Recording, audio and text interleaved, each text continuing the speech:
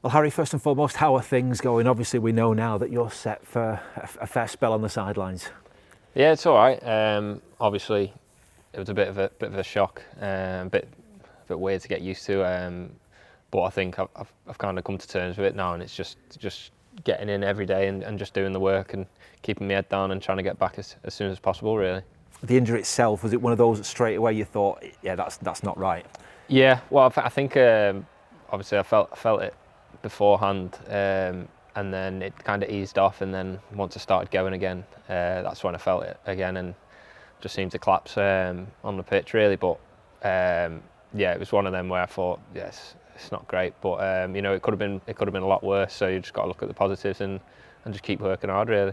How were those few days between actually getting the injury and then finding out the full extent of it? What's that period like? Yeah, it's not nice not knowing, and obviously you just you're looking at and seeing, like, researching things, see what it is, but it's probably not the best route to go down. But yeah, once I've found out the scan and we've planned everything out, then you can crack on from there and just think, right, I've got this block to get fit and get ready and get back. I think with knees there is an obvious one where you fear it, you don't want it to be the ACL, that the long-term one. When you find out it's not that, do you feel a little bit better just because you know it's not going to be 9-12 months? Yeah, definitely. Obviously that was the would have been the worst case scenario, but I think finding out that it was around 3 months was obviously it's not ideal for this time of the season, but it's a lot better than what it could have been. So yeah, just got to look at the positives. Obviously this is probably the longest one I've had so far, and yeah, it is difficult, especially around Christmas time, because there's a game every 2 or 3 days, so it's you're missing a lot of games. But like I said, I just need to concentrate on doing the work right in the gym, making sure I do everything well, and then can look to get back on the grass after the brace is off and go from there, really.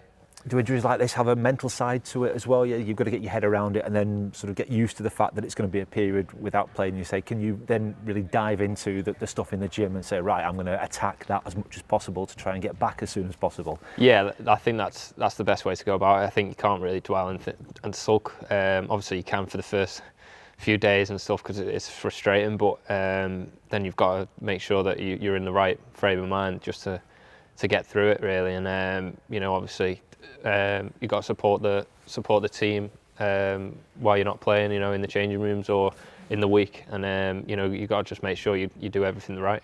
You don't want company in the gym. I guess it means that other people are out injured, but you have got company in there at the moment. Does that help at all, the fact there's a few of you going through that rehab process? Yeah, a little bit.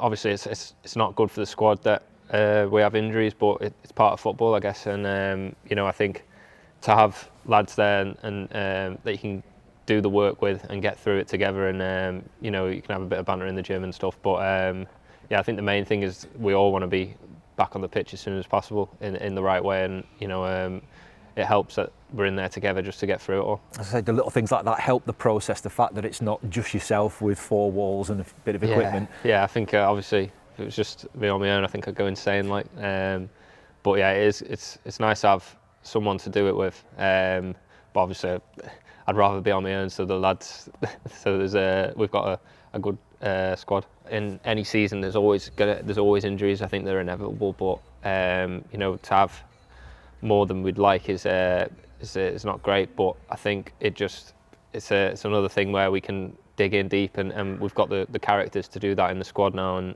we've got the quality to. We have shown it throughout the season that we can deal with setbacks and come back. So I think the lads that are playing and fit are giving 100% every time, and hopefully that can continue. Is that one of the strengths of this squad, you feel, that even throughout the course of the campaign you've had players who might miss the 2-3 games in a run, but there's always been somebody come in and step up to the plate, and it kind of bears out by where we are in the table at the moment? Yeah, 100%. I think obviously we've got strong players in every position and competition for places, and if you look at, obviously, a player could be out of the game for 3 games, not playing, and then come in and do a great job, and it just shows the characters of the squad and how well the gaffer and the coaches have done to create that culture.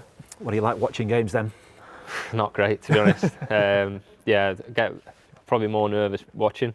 But you know, it is what it is. You can't be like, oh, you can't be sulking or anything. You just got to support the lads and do everything you can off the pitch to help the team.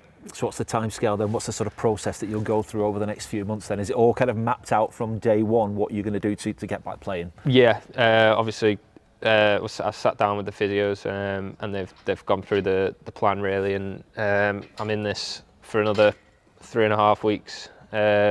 So hopefully once I get that off, I can start seeing real progress and in the gym, and then hopefully get on the grass maybe 3 or 4 weeks after that, and then have a good 2-week block of stuff on the grass, and then hopefully get back in. So just it's a long process, but you know, we just got to keep going. When you're used to running around and playing, what's life like in a brace then like that? Yeah, it's not great. Yeah, I have to keep this on, sleep in it.